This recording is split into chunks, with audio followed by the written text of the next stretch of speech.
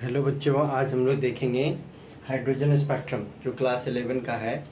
ये structure of atom का है। क्या कहता है हाइड्रोजन स्पेक्ट्रम में कि यदि हम H2 गैस यानी हाइड्रोजन गैस को कोई इलेक्ट्रॉन गैस डिस्चार्ज ट्यूब से होकर पास करवाते हैं, जो इलेक्ट्रॉन गैस डिस्चार्ज ट्यूब होता है ये बहुत ही हाई वोल्टेज पे ऑपरेट होता है। उसमें दो प्लेटें लगी होती है, एक एनोड और एक कैथोड।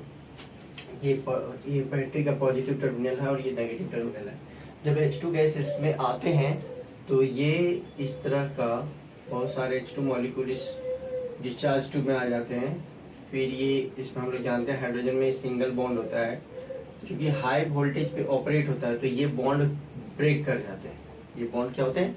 ब्रेक कर जाते हैं और ये एटॉमिक फॉर्म में आ जाते हैं। ये बहुत सारे इस पर हाइड्रोजन के एटम हो जाते हैं। अब ये कंटिन्यूस एनर्जी सप्लाई हो रहा है वोल्टेज के रूप में, तो इसके जो इलेक्ट्रॉन होते हैं, जैसे मान लो ये न्यूक्लियस है तो ये फर्स्ट ऑर्बिट है, ये सेकेंड ऑर्बिट है, ये थर्ड ऑर्बिट है। ये दूसरा हाइड्रोजन एटम का न्यूक्लियस है, ये फर्स्ट ऑर्बिट है, ये सेकेंड ऑर्बिट है, ये थर्ड ऑर्बिट है। हम एक और एटम बना लिए, first orbit, second orbit, third orbit. तो जो ये कंटिन्यूस एनर्जी मिलती है तो इसके जो इलेक्ट्रॉन फर्स्ट ऑर्बिट में होते हैं वो एक्साइटेड होकर के हाइयर ऑर्बिट में चले जाते हैं। सपोज कोई थर्ड में चला गया, कोई सेकेंड में चला गया, इस तरह से ये हाइयर ऑर्बिट में जंप कर जाते हैं, है ना। और कोई और उससे ऊपर वाले ऑर्बिट में चला गया। और फिर जब इस इलेक्ट्रॉन डिस्चार्ज ट्यूब में सप्लाई हम ऑफ कर देते हैं, बंद कर देते हैं, तो ये जो एक्साइटेड इलेक्ट्रॉन थे, ये जो एक्साइटेड इलेक्ट्रॉन थे, जैसे ये फर्स्ट ऑर्बिट का, सेकेंड ऑर्बिट का, थर्ड ऑर्बिट का, फोर्थ ऑर्बिट का, फिफ्थ ऑर्बिट का, ये फिर ग्राउंड स्टेट में आने लगते हैं। कोई फर्स्ट में आ गया, कोई सेकेंड में ही आके रुक गया, कोई थर्ड में आके रुक गया। इस तरह से अलग अलग लाइंस बनते हैं और इन्हीं लाइंस को क्या कहते हैं हम लोग?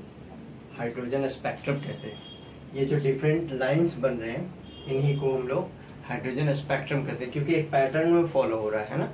इनका एक पैटर्न फॉलो होता है। कोई इनफाइनाइट से फर्स्ट में आता है, 7 से फर्स्ट में आता है, मतलब सब हाइयर ऑर्बिट से फर्स्ट में आते हैं तो उसे लाइमन सीरीज बोलते हैं। जब हाइयर ऑर्बिट से सेकंड में आते हैं तो उसे बामर सीरीज बोलते हैं। हाइयर ऑर्बिट से यदि थर्ड सेल में आते हैं तो पास्चर सीरीज, इसी तरह फोर्थ सेल में ब्रैकेट, फिर फंड, फिर हम्फ्री होता है।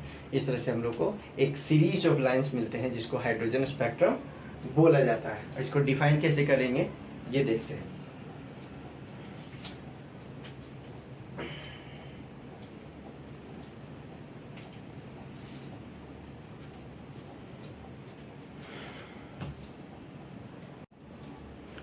अब हाइड्रोजन स्पेक्ट्रम का हम लोग डेफिनेशन लिखेंगे।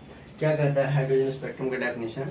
When H2 gas is allowed to pass through electron gas discharge tube, electron gas discharge tube, discharge tube,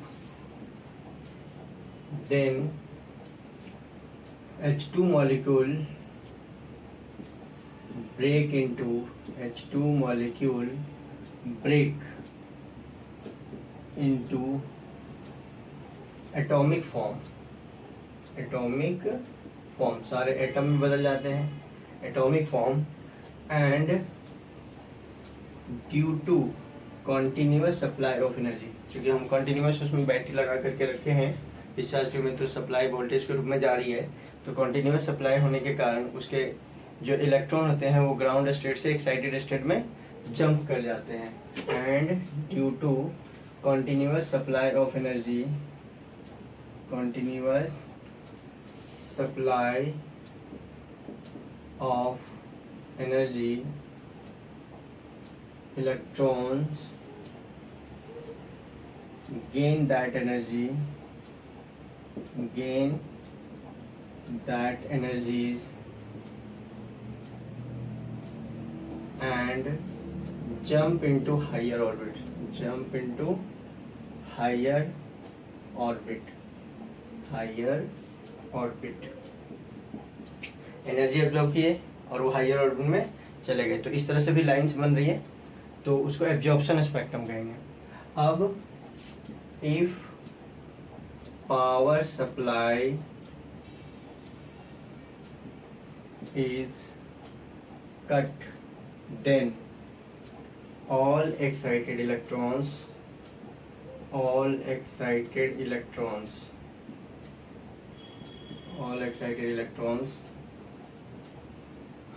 start to come into lower energy, start to come into lower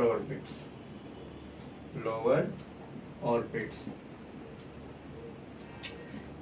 in this way जब lower orbit में आने लगते हैं, जैसे ये हमारा nucleus था, अब जैसे हाइयर ऑर्बिट में था, है ना, इलेक्ट्रॉन सारे हाइयर ऑर्बिट में तक, तो सब इस तरह से आने लगेंगे, है ना, कोई थर्ड से आ रहा है, कोई सेकंड से आ रहा है, फर्स्ट में आया कोई इस तरह से आने लगेगा, है ना, तो इस तरह से एनर्जी वो एमिट करेंगे।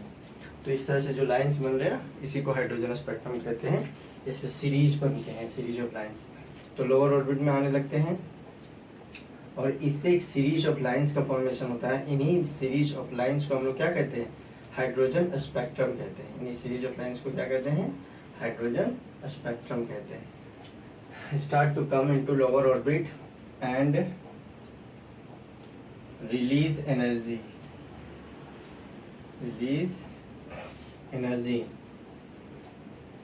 इन दिस वे। जब हाइयर ऑर्बिट से लोअर में आते हैं तो एमिशन होता है एनर्जी का, और यदि लोअर से हाइयर में जाते हैं तो वो इलेक्ट्रॉन एनर्जी को गेन करते हैं, एब्जॉर्ब करते हैं। एंड इन दिस प्रैक्टिस ये series of lines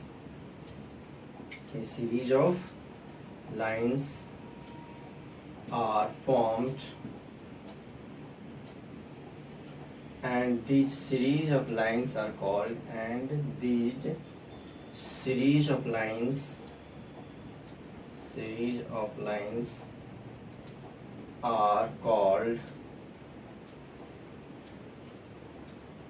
hydrogen spectrum.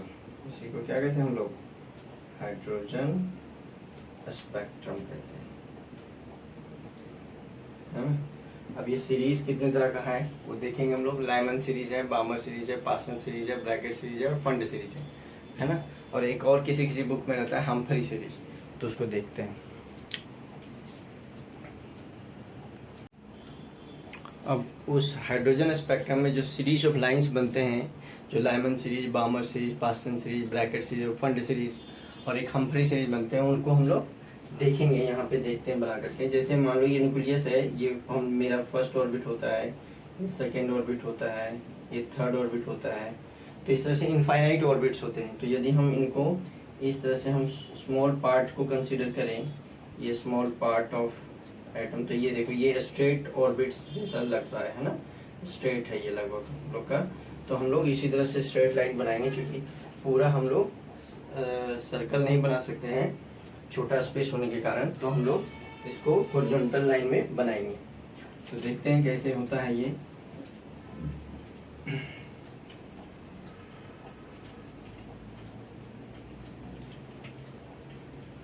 हम मान लेते हैं कि हमारा न्यूक्लियस है यहाँ पे, ये हमारा न्यूक्लियस हो गया, है ना। अब इसके ये फर्स्ट ऑर्बिट हो गया, ये हमारा फर्स्ट ऑर्बिट हो गया। उसके बाद ये हमारा सेकेंड ऑर्बिट हो गया, फिर ये हमारा थर्ड ऑर्बिट हो गया, ये हमारा फोर्थ ऑर्बिट हो गया, ये हमारा फिफ्थ ऑर्बिट हो गया, ये हमारा सिक्स्थ ऑर्बिट हो गया, ये हमारा सेवन ऑर्बिट हो गया। इस तरह से हम जानते हैं कितने ऑर्बिट्स होते हैं, इनफाइनाइट ऑर्बिट होते हैं। कितने ऑर्बिट्स होते हैं, इनफाइनाइट ऑर्बिट्स होते हैं। ये हमारा इनफाइनाइट नंबर, किसी भी एटम में इनफाइनाइट ऑर्बिट होते हैं, बट इम्पोर्टेंस उसी ऑर्बिट को देते हैं जिसमें इलेक्ट्रॉन रहते हैं। अब सब हाइयर ऑर्बिट से, यहाँ पे हम मान लिए ये n=1 यानी फर्स्ट ऑर्बिट, n=2 मतलब सेकेंड ऑर्बिट, n=3 मतलब थर्ड ऑर्बिट, n=4 मतलब फोर्थ ऑर्बिट, n5 हो गया फिफ्थ ऑर्बिट, n6 हो गया सिक्स ऑर्बिट, n7 हो जाएगा ये, n7 हो गया, और ये n इनफाइनाइट हम मान लेते हैं, है ना। तो सब हाइयर ऑर्बिट से यदि फर्स्ट ऑर्बिट में आए, ये फर्स्ट ऑर्बिट में आ रहा है, इनफाइनाइट से आया फर्स्ट में, 7 से फर्स्ट में, सिक्स से आएगा फर्स्ट में, फिफ्थ से आएगा फर्स्ट में, और फोर्थ से फर्स्ट में, थर्ड ऑर्बिट से फर्स्ट में, और फिर सेकेंड से फर्स्ट में। तो ये जो सीरीज बनता है इसे लाइमन सीरीज कहते हैं। इसे क्या कहते हैं हम लोग? Lyman series. लाइमन सीरीज, ये लाइमन सीरीज का लाइफ। अब सब सेकेंड ऑर्बिट में आएगा। इनफाइनाइट से आ गया सेकेंड में, फिर 7 नंबर से हम लाए सेकेंड में, 6 नंबर से सेकेंड में, 5 नंबर से सेकेंड में, 4 नंबर से सेकेंड में, और 3rd नंबर से सेकेंड में। ये हमारा बाल्मर सीरीज हो जाएगा। BALMER, Balmer series. Balmer series. अब आएगा थर्ड में, सब हायर ऑर्बिट से थर्ड में, इनफाइनाइट से थर्ड में, 7 से थर्ड में, 6 से थर्ड में, 5th से थर्ड में, 4th से थर्ड में। लाइमन सीरीज, बाल्मर सीरीज, ये पास्चन सीरीज हो जाता है। Paschen series, PASCHEN, Paschen series. Paschen series हो जाता है। अब फिर सब हाइयर से आएगा अपना 4th ऑर्बिट में। इनफाइनाइट से 4th में आया, 7 से 4th में आया, 6 से 4th में आएगा, और 5th से 4th में। Lyman series, Balmer series, Paschen series, ये ब्रैकेट सीरीज होता है।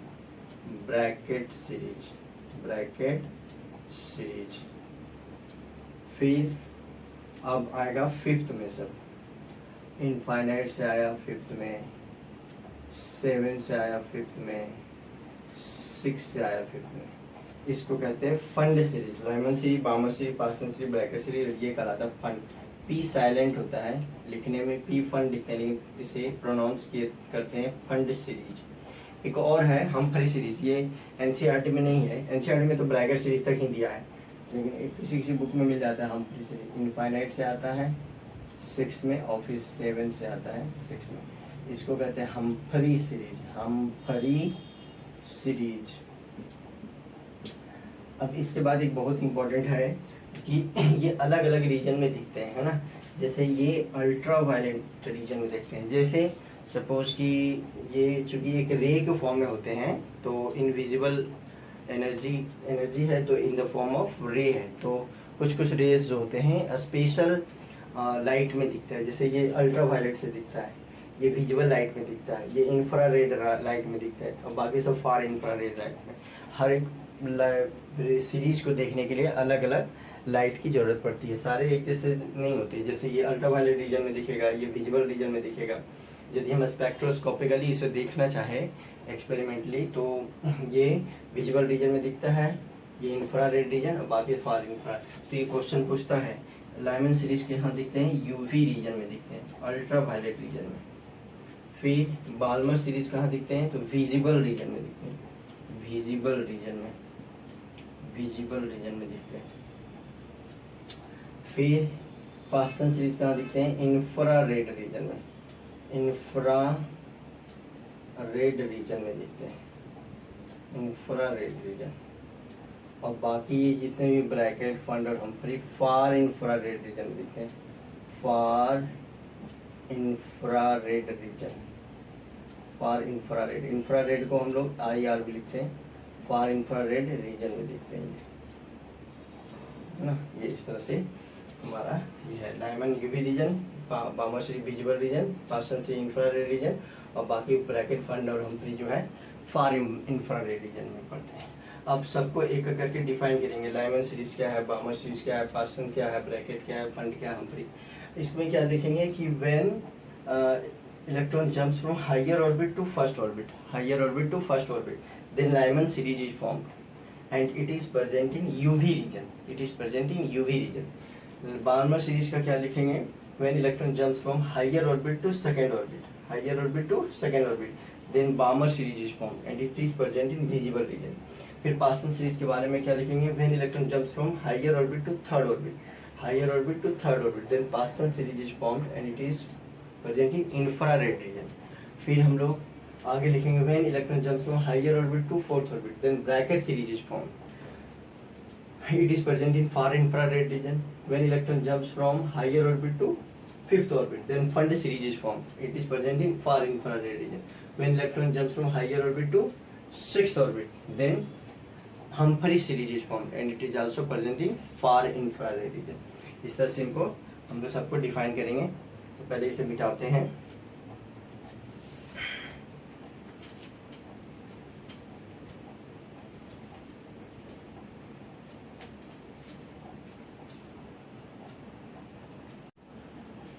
अब सारे सीरीज को हम लोग डिफाइन करेंगे, जैसे Lyman series, बामर series, pascal series, Brackett series, fund series और हम्फ्री सीरीज। तो पहला लिखते हैं लाइमन सीरीज। इसका एक बताने से पहले एक ट्रिक देते हैं याद रखने का।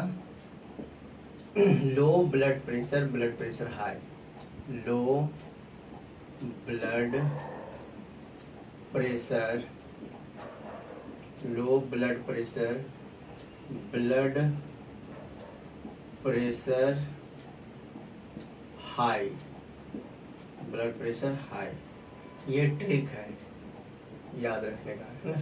कैसे याद रखें? लो से लाइमन, लो से लाइमन सीरीज, ब्लड से बाल्मर सीरीज, ब्लड से बाल्मर सीरीज, पी से पास्चन सीरीज, पी से पास्चन सीरीज, फिर बी से ब्रैकेट सीरीज, बी से ब्रैकेट सीरीज, और पी से पास्चन के बाद फंड सीरीज, फंड सीरीज, और एच से हम्फ्री सीरीज, एच से हम्फ्री सीरीज। इस तरह से ट्रिक है। लो ब्लड प्रेशर हाई, इधर हो जाता है low Lyman, blood Balmer, pressure Paschen, blood Brackett, pressure Pfund और हाई हम्फ्री। ये याद रखा जाता है। अब इसको डिफाइन करते हैं। अब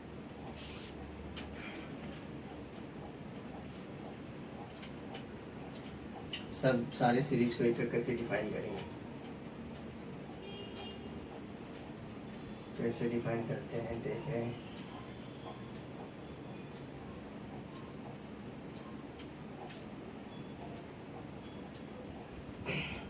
पहला है बाल्मर सीरीज। पहला क्या है ना? Balmer series, Balmer series. थोड़ा फीका चल रहा है, इसमें हम ऊँट डाल लेते हैं।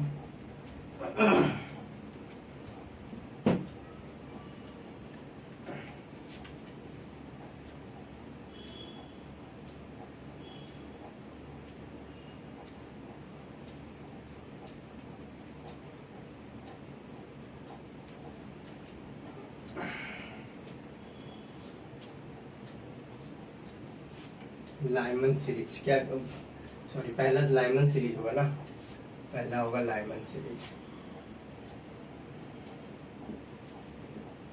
लाइमन सीरीज क्या कहता है? When electron jumps from higher orbit to first orbit, when electron jumps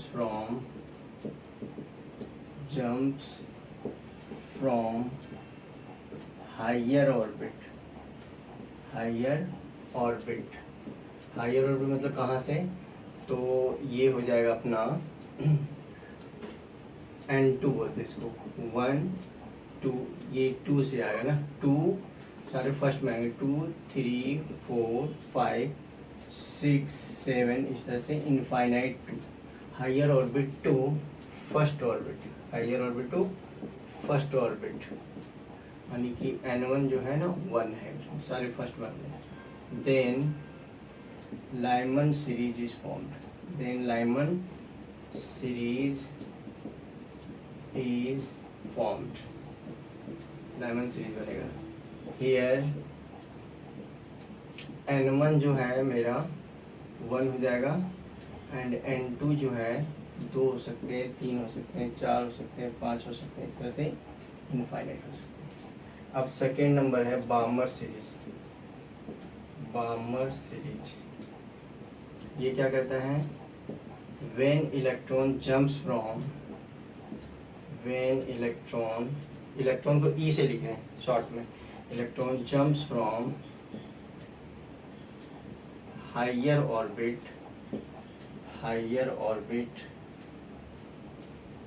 to second orbit, then Balmer series is formed. Balmer series is formed.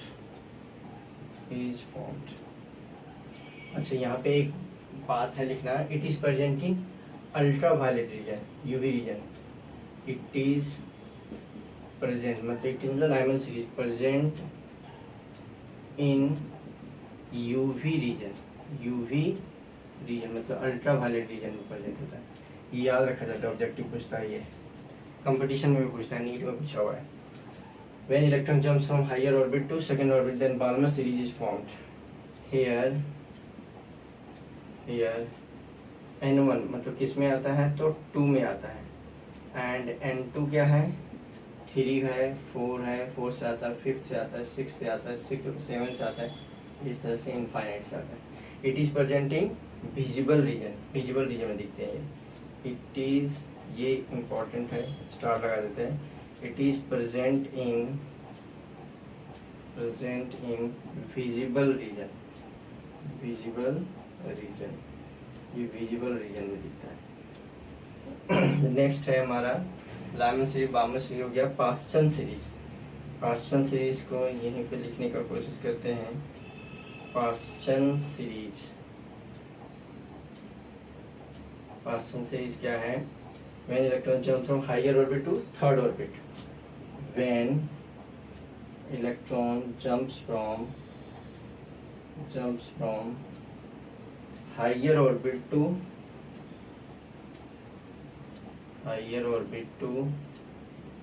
क्या? Higher orbit to third orbit. Then Paschen series is formed. Paschen series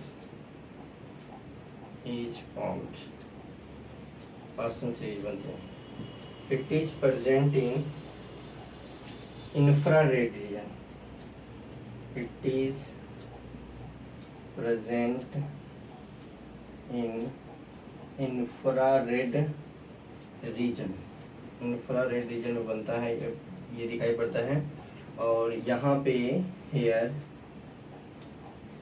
N1 जो होता है वो third होता है, और यानी third orbit में सब आते हैं. और N2 जो होता है 4 हो सकता है, 5 हो सकता है, 6 हो सकता है, 7 हो सकता है, और इस तरह से इनफाइनाइट भी हो सकता है. अब हम लोग को बच गया लाइमन, बाल्मर, पास्चन के बाद ब्रैकेट और फंड और हम्फरी.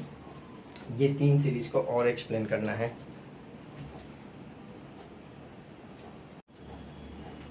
अब हम लोग लाइमन पढ़ लिए, बाल्मर पढ़ लिए, पास्चन पढ़ लिए.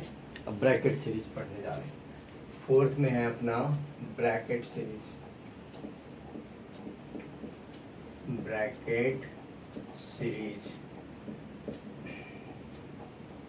When electron jumps from higher orbit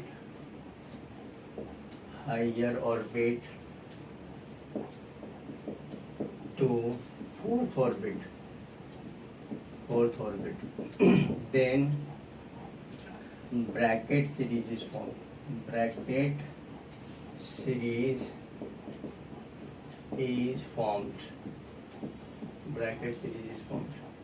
It is present in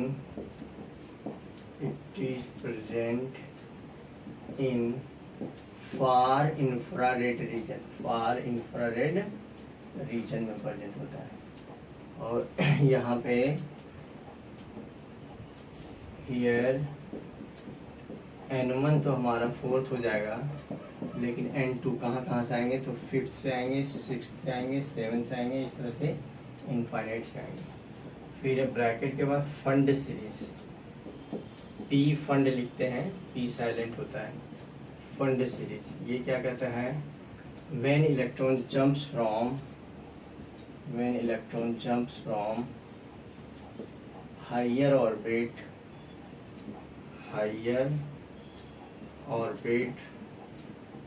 to 4th, ये 5th ऑर्बिट होगा, 5th orbit, then fund series is formed. Fund series is formed. It is present in far infrared region. It is, ये भी far infrared region में present होता है. Present in far infrared region. Short में infrared को IR reason बोलते हैं. और हियर N1 तो अपना फिफ्थ होगा, फिफ्थ ऑर्बिट में सब आएगा जैसा कि हम लोग डायग्राम में देखे थे. एंड N2 जो होगा 6 हो सकता है, 7 हो सकता है, इस तरह से इनफाइनाइट से भी हो सकते हैं, है ना. अब लास्ट है हम फ्री सीरीज. ये NCERT में नहीं है बट कुछ बुक्स में मिलते हैं, पढ़ लेते हैं इसे. When electron jumps from higher orbit to sixth orbit. When electron jumps from higher orbit to sixth orbit. From higher orbit to sixth orbit. Then Humphrey series is formed. Humphrey series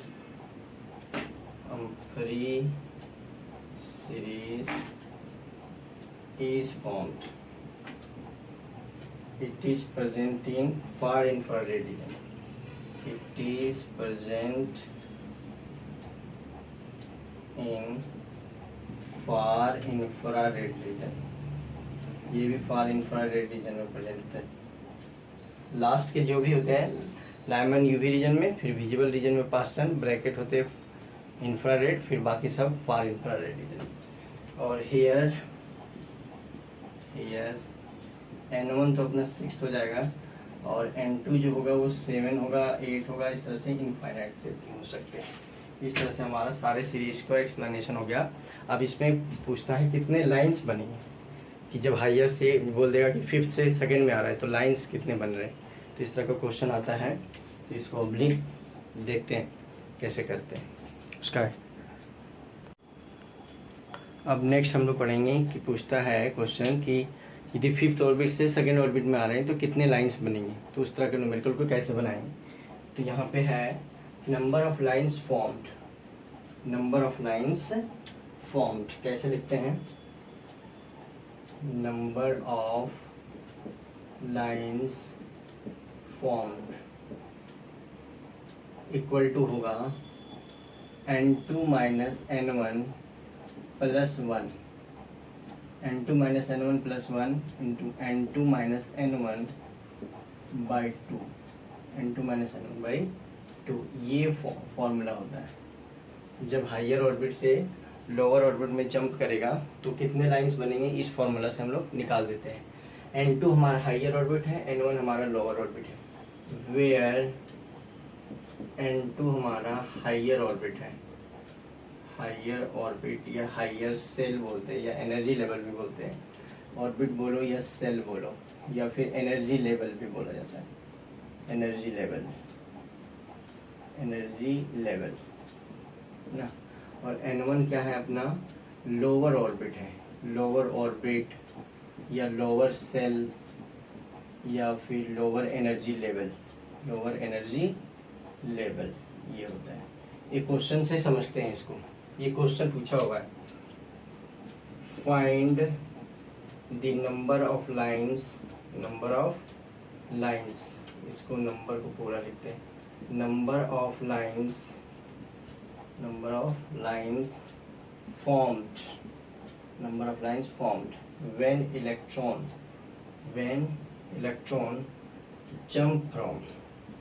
when electron jump from seventh orbit to second orbit. यानी 7 से 2 में आ रहा है तो कितने lines बनेंगे. तो formula लिखते हैं. इसका सॉल्यूशन कैसे करेंगे. यहाँ पे अपना N2 दे दिया है 7 और N1 कितना दे दिया है, तो दे दिया है 2 और नंबर ऑफ लाइंस पूछ रहा है. तो नंबर ऑफ लाइंस क्या हो जाता है, number of lines equal to N2 minus N1 plus 1 into N2 minus N1 by 2 कर देंगे। ये तो है अपना फॉर्मूला। अब यहाँ पे N2 अपना कितना है 7 माइनस 2 N1 है प्लस 1 इंटू 7 माइनस 2 बाई 2। तो 7 में से 7 और 1 8, 8 में से 2 चला गया 6 और इधर बच गया 5। तो यहाँ हो जाएगा 6 इंटू 5 बाई 2। तो ये 3 टाइम्स कट गया। तो इस तरह से 15 लाइन्स बन रहे हैं। कितने लाइन्स बन रहे हैं 15 लाइन्स आंसर हो जाएगा ये। ठीक है, इसको इस तरह से भी समझ सकते हैं जैसे 7 से अपना पहले 6 में आएगा, फिर 7 से अपना 5 में आएगा, फिर 7 से 4 में आएगा, फिर 7 से 3 में आएगा, फिर 7 से 2 में आएगा। 7 से इतना लाइन बनेंगे, फिर 6 से 5 में आएगा, 6 से 4 में आएगा, 6 से 3 में आएगा और 6 से 2 में आएगा क्योंकि लास्ट सेकेंड ऑर्डर बोला है। अब फिर 5 से 4 में आएगा, 5 से 3 में आएगा और 5 से 2 में आएगा, फिर 4 से 3 में आएगा, 4 से 2 में आएगा और एक लास्ट 3 से 2 में आएगा। तो कितने लाइन से ऐसे बन रहे हैं तो 1 लाइन 1 2 3 4 5 6 7 8 9 10 11 12 13 14 15 इस तरह से भी 15 लाइन्स बन रहे हैं। तो इस तरह से या तो ये फार्मूला मेथड से निकालें या फिर इस तरह से करके निकालें, दोनों से हमारा 15 लाइन्स बन रहे हैं। अब इसमें एक वेव नंबर निकालने का आता है, तो वेव नंबर देखते हैं कैसे। इस तरह का ये फार्मूला याद रखा जाता है, बहुत ही इंपॉर्टेंट फार्मूला है, आता है। तो अब हम लोग पढ़ेंगे नेक्स्ट वेव नंबर, यानी जब इलेक्ट्रॉन हायर ऑर्बिट से लोअर ऑर्बिट में जंप करते तो एनर्जी रिलीज करते, उस एनर्जी से हम लोग वेवलेंथ निकालेंगे और फिर उस वेवलेंथ की मदद से हम लोग वेव नंबर निकाल लेंगे। तो पहले हम लोग इसको मिटाते हैं।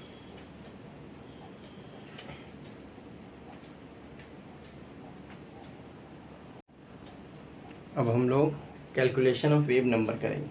कैसे करते हैं, जब इलेक्ट्रॉन हायर ऑर्बिट से लोअर ऑर्बिट में आते हैं तो एनर्जी रिलीज करते हैं। वो एनर्जी कैसे दिया जाता है, जैसे मान लें ये हमारा ऑर्बिट, ये न्यूक्लियस हुआ, ये फर्स्ट ऑर्बिट, ये सेकेंड ऑर्बिट, ये थर्ड ऑर्बिट, ये फोर्थ ऑर्बिट। तो मान लो कि फोर्थ से फर्स्ट में आ रहा है, फोर्थ से फर्स्ट में, यानी इसको N2 मान लेते हैं और इसको N1। तो जब हायर से लोअर में आता है तो एनर्जी रिलीज होती है। यहाँ पे क्या होती है, एनर्जी रिलीज होती है, ये बोर्स थ्योरी कहता है। और जब लोअर से हायर में जाती है तो वो एनर्जी एब्जॉर्ब करता है। यहाँ रिलीज होगी, कैसे एनर्जी रिलीज कितना होगी, जो रिलीज एनर्जी है उसका अमाउंट क्या है, तो इस ऑर्बिट का एनर्जी निकाल लेंगे और इस ऑर्बिट का एनर्जी निकाल लेंगे और ज़्यादा एनर्जी में से कम एनर्जी को माइनस कर देंगे। तो हमेशा जो हायर ऑर्बिट की एनर्जी होती है उसकी ज़्यादा होती है और लोअर ऑर्बिट की एनर्जी कम होती है। जैसे जैसे न्यूक्लियस सब दूर जाएंगे ना, एनर्जी का अमाउंट बढ़ता जाता है। तो N2 की ऑर्बिट की एनर्जी माइनस N1 ऑर्बिट की एनर्जी। अब एनर्जी दिया जाता है कैसे, तो ये बोर्स थ्योरी से हम लोग जानते हैं कि energy of nth orbit, energy of nth orbit क्या होता है, minus 2.18 into 10 to the power minus 18 Z square by N square joule per atom, ये होता है nth ऑर्बिट की एनर्जी। तो यदि हम N2 की एनर्जी निकालें N2 तो क्या हो जाएगा, यहाँ पे n के जगह पे N2 लिख देंगे। और चूंकि हाइड्रोजन स्पेक्ट्रम है तो जेड का वैल्यू तो एटॉमिक नंबर तो 1 होगा। तो minus 2.18 into 10 to the power minus 18 Z square by N2 का स्क्वायर, ये हो जाएगा जूल पर एटम।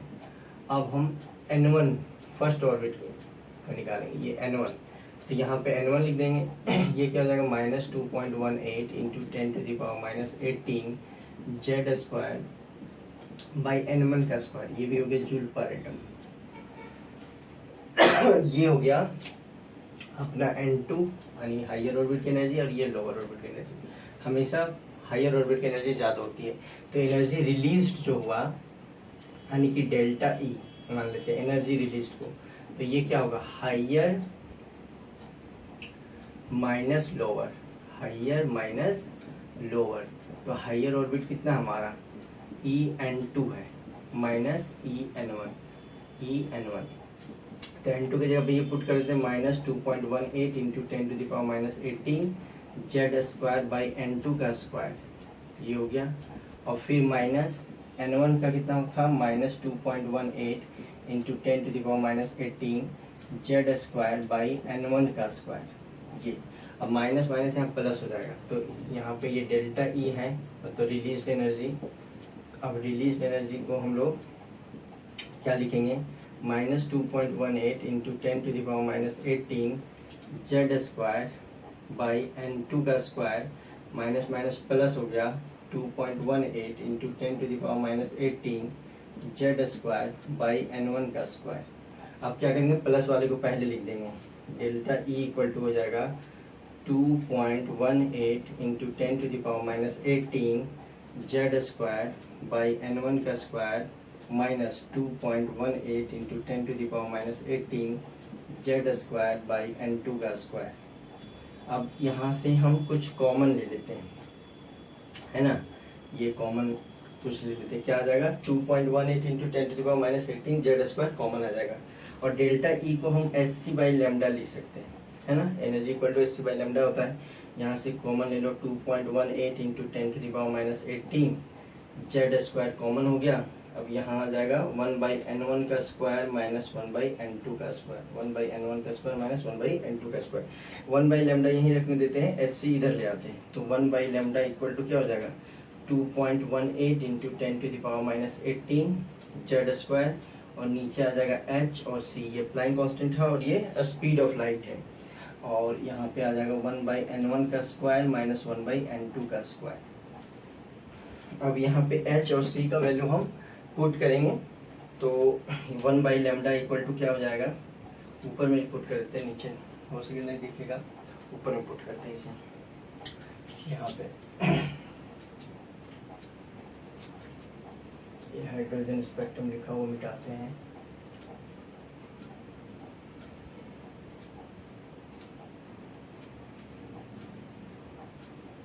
ये भी मिटा देते हैं। अब यहाँ पे हम वैल्यू पुट करेंगे, है ना, तो 1 by lambda equal to 2.18 into 10⁻18 और h का वैल्यू हो जाएगा 6.625 इंटू 10⁻34 और c यानी स्पीड ऑफ लाइट 3 इंटू 10⁸ और इधर हो जाएगा जेड स्क्वायर, और ये 1/n1 का स्क्वायर माइनस 1/n2 का स्क्वायर, ये 1 बाई लेमडा इक्वल टू, ये पूरे को यदि हम कैलकुलेट करेंगे तो ये इसका वैल्यू आ जाता है 1 by lambda equal to 1.0678 into 10⁻7 Z square 1/n1 का स्क्वायर माइनस 1/n2 का स्क्वायर, ये होता है। अब इसको हम लोग थोड़ा और शॉर्ट करते हैं, इसे हम मिटाते हैं, इसको थोड़ा शॉर्ट करके किस फॉर्मेट में याद रखे जाते हैं वो हम दिखाते हैं। तो ये हमारा फॉर्मेट होगा 1 बाई लेमडा इक्वल टू, ये पूरे को आर एच कहते हैं, Rydberg constant R H Z square 1/n1 का स्क्वायर माइनस 1/n2 का स्क्वायर, तो ये हो जाता है अपना वेव नंबर। ये क्या जाता है, वेव नंबर, यही है अपना वेव नंबर। 1 बाई लेमडा को वेव नंबर कहते हैं, है ना, और इसको न्यू बार से रिप्रेजेंट करते हैं, न्यू बार से रिप्रेजेंट करते हैं, न्यू बार से रिप्रेजेंट करते हैं इसे। ये हो जाएगा this implies nu bar equal to 1 by lambda equal to R H Z square 1/n1 का स्क्वायर माइनस 1/n2 का स्क्वायर। इसको हम लोग रीज इक्वेशन भी बोलते हैं। ये क्या है अपना रीज इक्वेशन, रीज इक्वेशन कौन क्या है लिख देते हैं नीचे। तो ये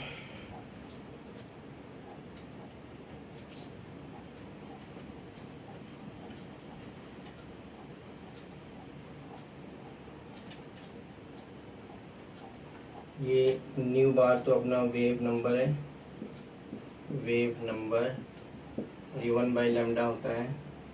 RH जो है वो रीडबर्ग कांस्टेंट है, रीडबर्ग REYDBERG रीडबर्ग कांस्टेंट, और इसका वैल्यू होता है अपना 1.09678 इंटू 10⁻⁷, अप्रॉक्स 1 इंटू 10⁻⁷ याद रखते हैं, है ना। और फिर जेड अपाना अपना क्या है, एटॉमिक नंबर है ये, एटॉमिक नंबर। और N1 और N2 क्या है, तो N1 अपना है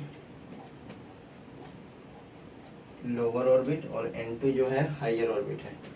N1 क्या है, लोअर ऑर्बिट, लोअर ऑर्बिट मतलब जिसमें इलेक्ट्रॉन आ रहे हैं, और N2 क्या है, हायर ऑर्बिट मतलब जिससे आ रहे हैं, हायर ऑर्बिट है। इस तरह से ये टोटल हमारा हाइड्रोजन स्पेक्ट्रम का टॉपिक खत्म हो गया।